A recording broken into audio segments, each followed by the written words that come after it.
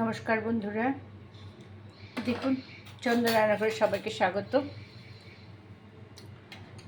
আপনাদেরকে আজকে আমি চিড়া ভাজা করে দেখাবো, কিন্তু তার আগে আমি আপনাদের আরেকটা নতুন রেসিপি দেখিয়ে দিচ্ছি। কিন্তু আমার হাতে এখন সময় নেই, আমি কালকে আপনাদের প্রথম থেকে করে দেখাবো।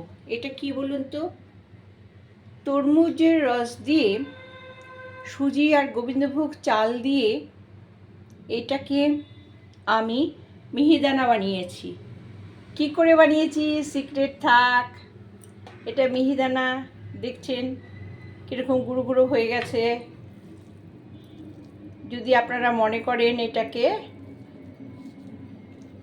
লাড্ডু করেও খেতে পারবেন, তরমুজের লাড্ডু, লোকজন আসলেও আপনারা দিতে পারবেন, আর খেতেও খুব ভালো লাগবে। হ্যাঁ, দেখছেন এরকম। হ্যাঁ, আমি ছোট ছোট করে লাড্ডুর মতো করে দিলাম। কোনো রং মেশানো নেই, কারণ আমার রান্নার চ্যানেলে আমি বন্ধুরা রং মেশাই না, রং আমি একদম মেশাই না। আমি পছন্দই করি না রং দিয়ে খাওয়া।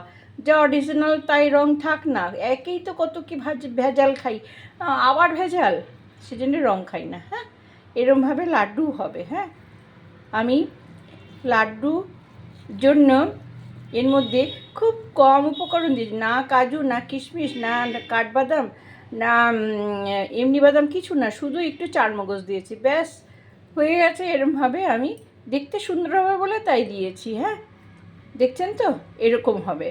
আপনাদের আমি কালকে এই রেসিপিটা করে দেখাবো। আমার অনুগ্রহ করে চ্যানেলে চোখ রাখবেন, সকালেই আমি দেখাবো। গরমের জন্য তো আমি আজকে এই চটপট একটুখানি করে নিয়েছি। হ্যাঁ, এবার আমি আপনাদের অত্যন্ত লোভনীয় চিড়া ভাজা দেখাচ্ছি।